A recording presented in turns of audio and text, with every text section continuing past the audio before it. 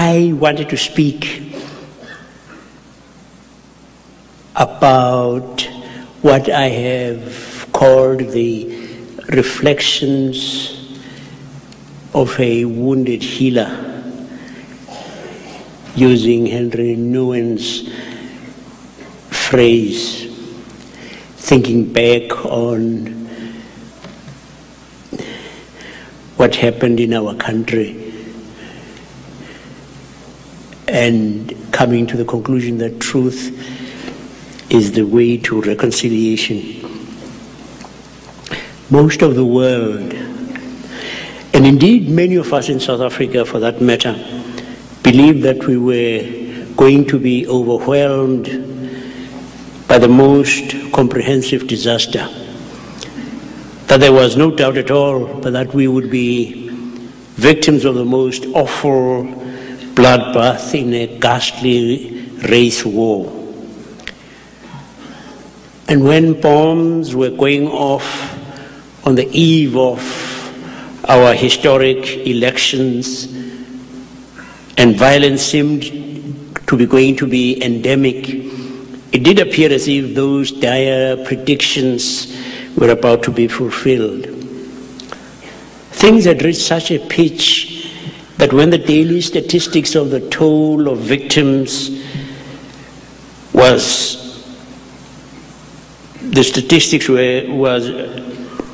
announced, and they said 5 or 6 or 10 people had been killed, we would actually sigh with relief and say that only 5 or 6 or 10 people had been killed.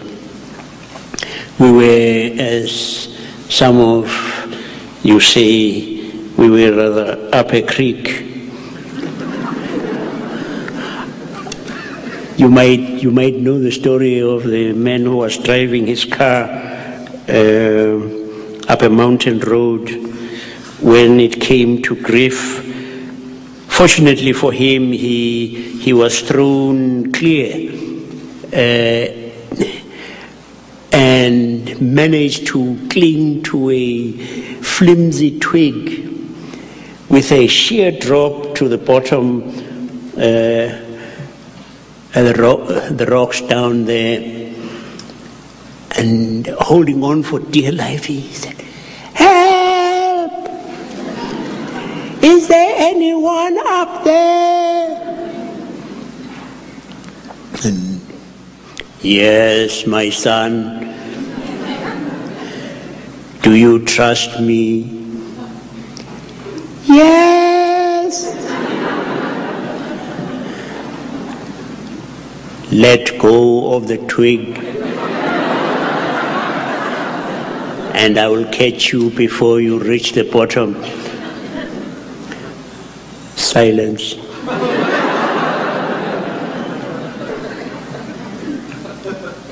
"Help!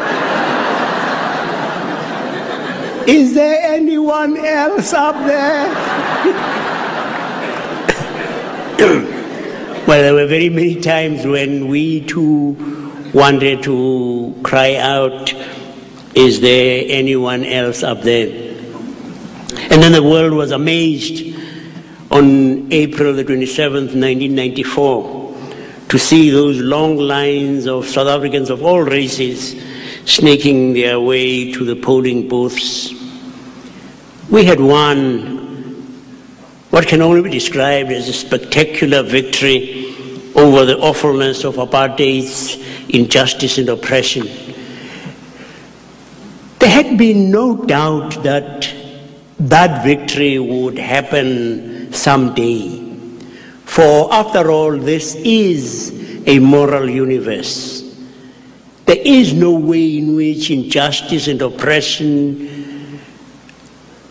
lies and evil will have the last word.